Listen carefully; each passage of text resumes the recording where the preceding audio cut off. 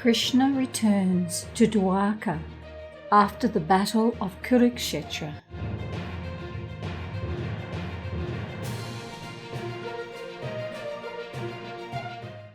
Lord Sri Krishna was away from his own prosperous metropolis of Dwarka for a considerably long period because of the battle of Kurukshetra, and thus all the inhabitants were overcome with melancholy due to the separation.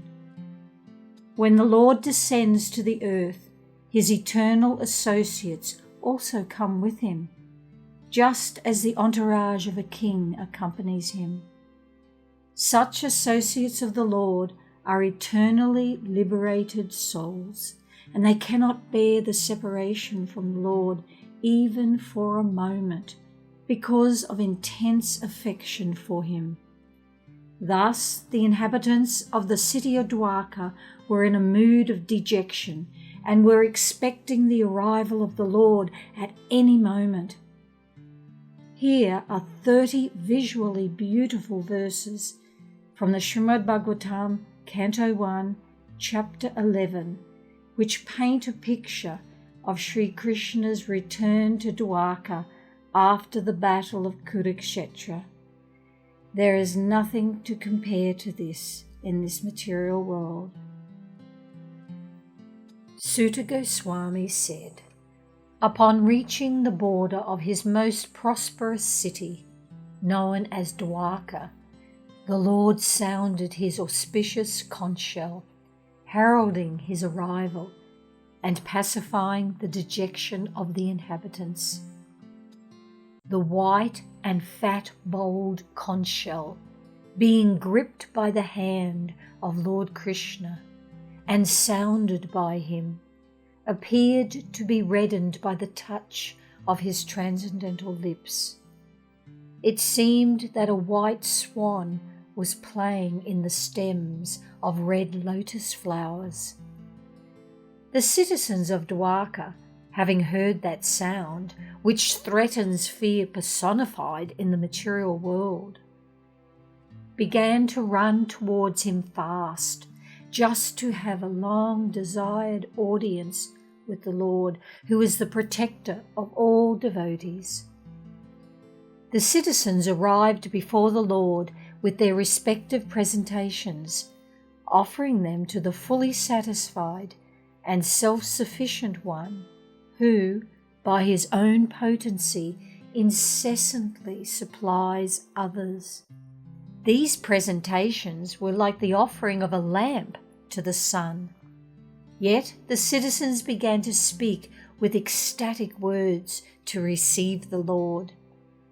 The citizens said, O Lord of the universe, it is our good luck that we have come again today under your protection, by your presence, for your lordship rarely visits even the denizens of heaven. Now it is possible for us to look upon your smiling face, which is full of affectionate glances. We can now see your transcendental form, full of all auspiciousness. O lotus-eyed Lord, whenever you go away to Mathura, Vrindavan, or Hastinapur to meet your friends and relatives, every moment of your absence seems like millions of years. O Master, if you live abroad all the time, then we cannot look at your attractive face, whose smiles vanquish all our sufferings. How can we exist without your presence? Upon hearing their speeches, the Lord, who is very kind to the citizens and the devotees, entered the city of Dwarka and acknowledged all their greetings by casting his transcendental glance over them. The city of Dwarka Puri was filled with opulences. There were hermitages, orchards, flower gardens, parks, and reservoirs of water covered with lotus flowers. The city gateway, The household doors and festooned arches along the roads were all nicely decorated with festive signs like banana trees and mango leaves, all to welcome the Lord.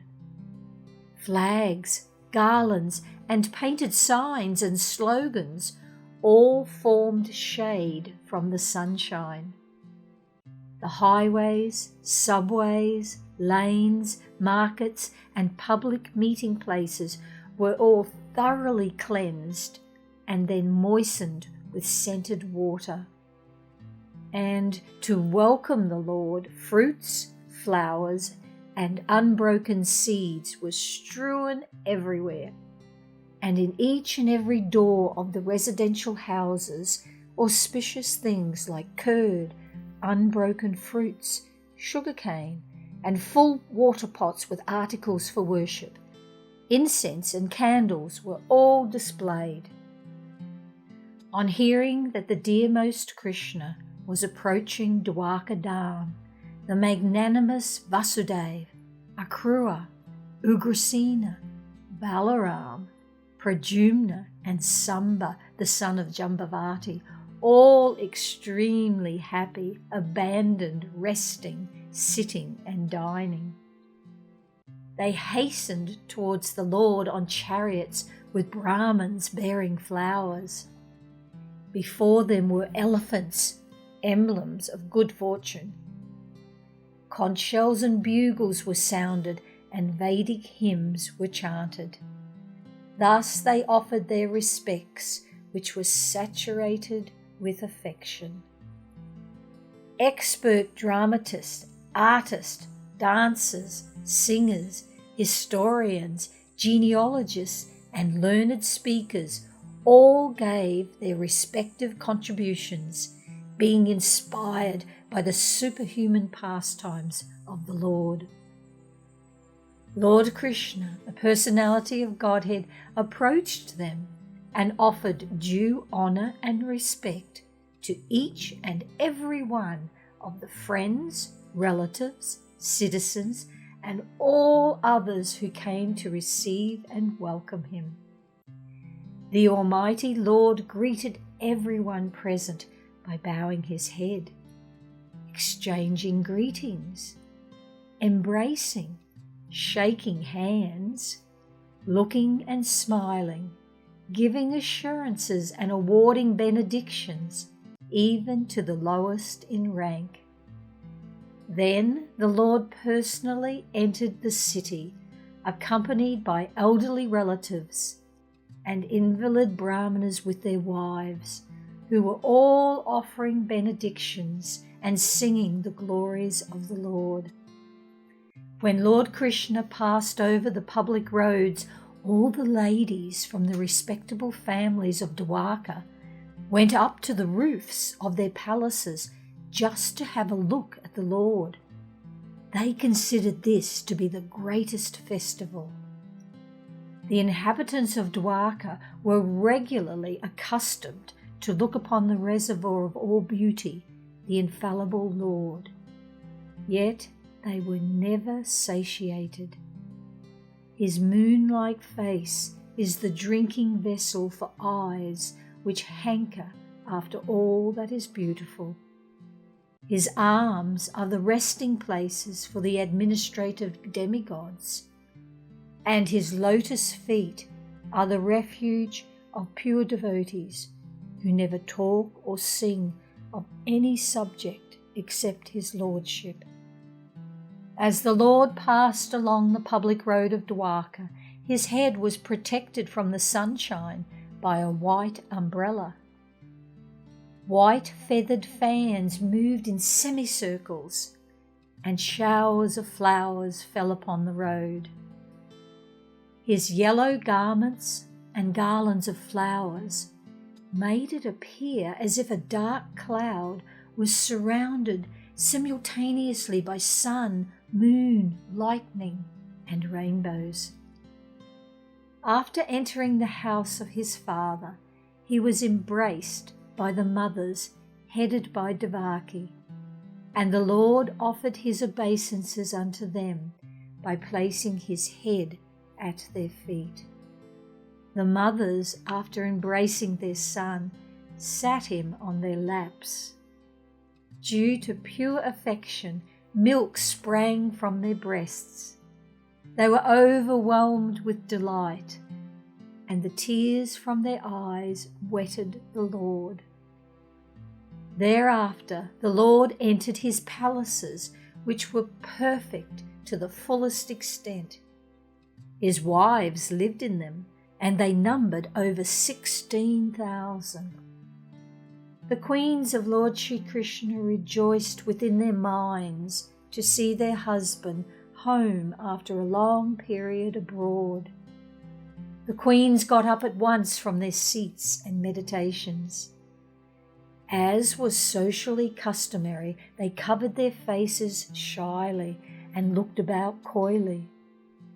Their overwhelming ecstasy was so strong that the queens, who were shy, first embraced the Lord in the innermost recesses of their hearts. Then they embraced him visually, and then they sent their sons to embrace him, which is equal to personally embracing the Lord. But, O chief amongst the Brigus, though they tried to restrain their feelings, they inadvertently shed tears.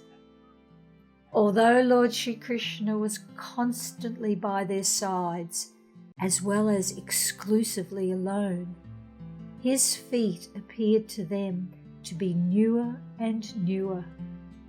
The goddess of fortune, although by nature always restless and moving, could not quit the Lord's feet.